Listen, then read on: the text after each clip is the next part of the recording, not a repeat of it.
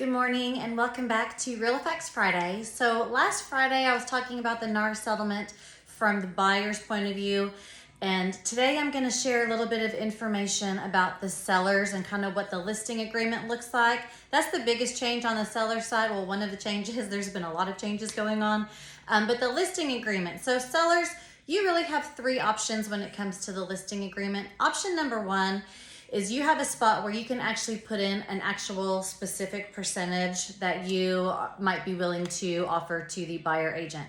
3%, 4%, 2%, whatever it is that you and your realtor decide that you want to do to offer to the buyer agent. That is option number one. Then you are committed to that particular percentage no matter what the offer happens to be. That's a good option. At least the buyer agent knows that they're getting something. I mean, everybody wants to get paid for working. Some buyers can't afford to pay. They're having a hard enough time just being able to get a home, much less pay their realtor a fee on top of it. Plus, that makes sure that you get those buyers in. That buyer pool can be opened up because you do have the agents that are like, hey, I'm not going to be working for free on this particular home. Option number two, this is a really good one.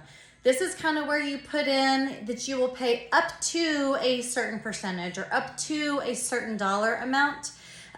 This is called like your seller concessions, that you're going to be paying up to that, and then the buyer can use that for the buyer agent's compensation.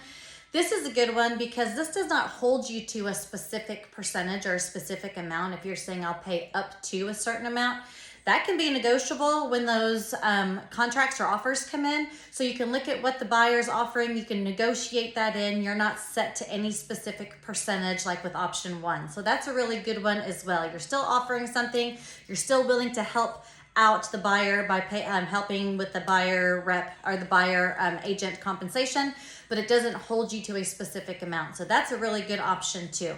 Option number three is just to say, no, I'm not paying anything.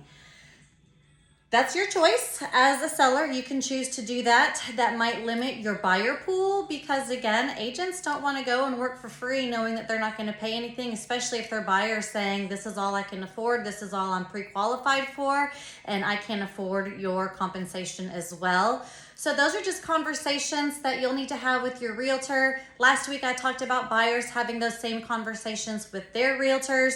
So have those conversations, discuss that up front, know going in what's best for you. If you would like to know more information, I would love to sit down with you and talk with you about this. It's constantly changing. There's things in the news happening. But really, if you just have good conversations with realtors that know what they're talking about and understand the contracts and understand the rules and the regulations that are coming down from NAR, then everything should be fine. So reach out, have a conversation, reach out to me. I'd love to share more. In the meantime, y'all make it a great rest of your Friday.